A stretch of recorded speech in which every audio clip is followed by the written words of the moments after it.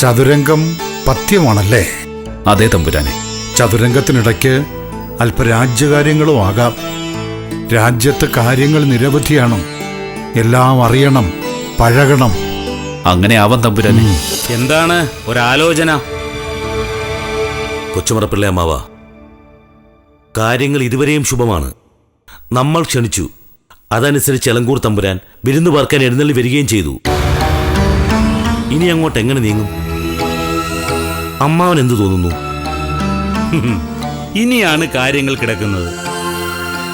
എല്ലാം പൊളിച്ചെഴുതണം. വലിയ തമ്പുരാന്റെ മനസ്സ് മാറണം.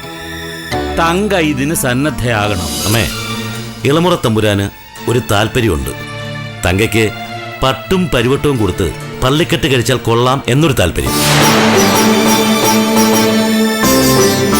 ഇരണിയിലെ തമ്പുരാൻ ഇപ്പൊ വന്നിരിക്കുന്നത് രാജ്യകാര്യങ്ങൾ ചർച്ച ചെയ്യാനല്ലെന്നാ കേട്ടത്.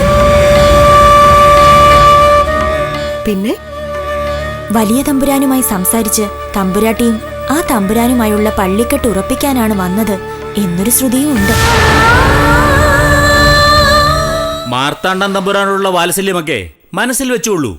പക്ഷേ തങ്കയുടെ കാര്യത്തിൽ മാർത്താണ്ഡം വേണ്ട എന്ന് തന്നെ ഉറപ്പിക്കണം.